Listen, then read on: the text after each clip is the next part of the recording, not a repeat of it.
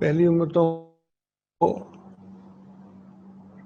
4 تک نمازیں دی گئی تھیں مغرب تک کے وقت کی. عشاء کی نماز صرف امت محمدیہ کو دی گئی، اور نبی علیہ السلام کو معراج بھی عشاء کے بعد ہوا تھا. اس لیے عشاء کی نماز پڑھنے سے ایمان والے کو روحانی معراج نصیب ہو جاتا ہے.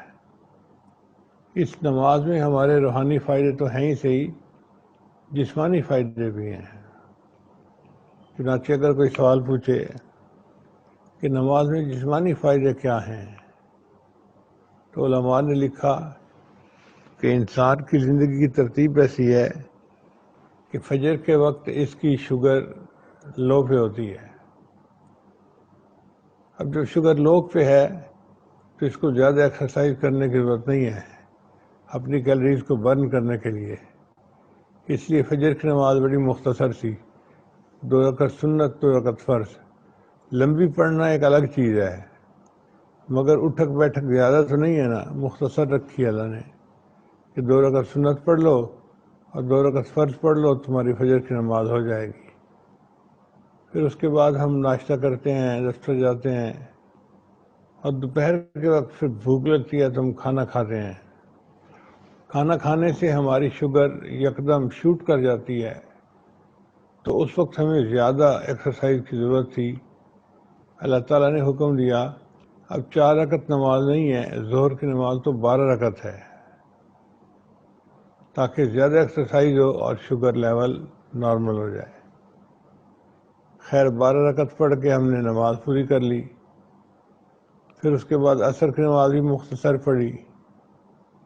عصر کے بعد چائے پی، کچھ کھایا پیا، تو مغرب کی نماز پھر 4 رکعت نہیں، مغرب کی نماز فرمایا 7 رکعت پڑھنی ہے. 3 رکعت فرض، 2 رکعت سنت اور 2 رکعت نفل. چلو 7 رکعت پڑھ لیتے ہیں بھائی.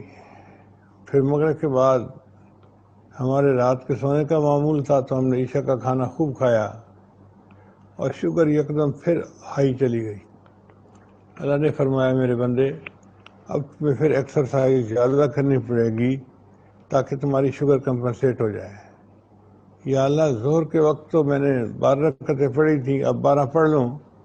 اللہ نے فرمایا نہیں، ظہر کی نماز کے بعد بھی تو نے جاگنا تھا، کیلریز برن ہونی تھی، اب سو جانا ہے.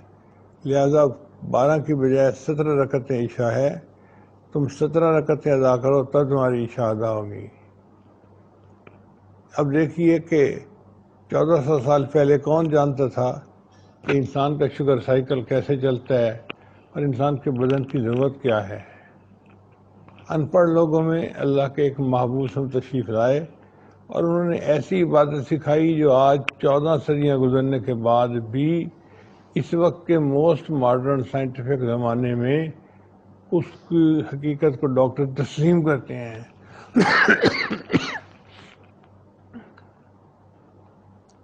مزید دیکھیے رمضان شریف میں ہم سارا دن روزہ رکھتے ہیں، کچھ کھاتے پیتے نہیں ہیں. پھر جب افطاری کا وقت آتا ہے تو اس وقت ہم اپنے آپ میں نہیں ہوتے.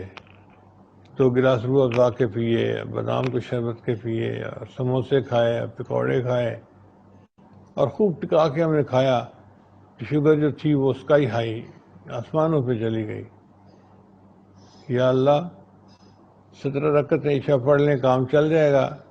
اللہ فرماتے ہیں نہیں، شوگر کا تو برا حال ہوا ہے، اب تمہیں عشاء کی نماز بھی پڑھنی پڑے گی اور 20 رکعت تمہیں تراویح کی نماز بھی پڑھنی پڑے گی تاکہ ایکسٹرا ایکسرسائز سے تمہاری شوگر کمپنسیٹ ہو جائے. ایک آدمی سفر میں نکلتا ہے، وہ کہتا ہے یا اللہ میں تو سفر میں ہوں، ہر وقت حالت حرکت میں ہوں، تو مجھے زیادہ نماز پڑھنے کی کیا ضرورت ہے. اللہ فرماتے ہیں ہاں ٹھیک ہے، ہم تمہیں ڈسکاؤنٹ دے دیتے ہیں، تمہیں جماعت معاف اور نماز ہاف. چنانچہ اللہ نے سب نمازوں کے فرض جو تھے وہ آدھے کر دیے، اس لیے کہ اس کے سفر کی وجہ سے اس کی شوگر تو پہلے ہی کمپنسیٹ ہو رہی تھی. تو دیکھیں جس انداز سے دیکھیں یوں لگتا ہے کہ اللہ رب العزت نے ہم پر احسان فرمایا کہ اللہ نے ہمیں نماز پڑھنے کا حکم فرمایا. اب ہم اس نماز سے فائدہ اٹھائیں اور اللہ تعالیٰ سے اس کی برکتیں حاصل کریں۔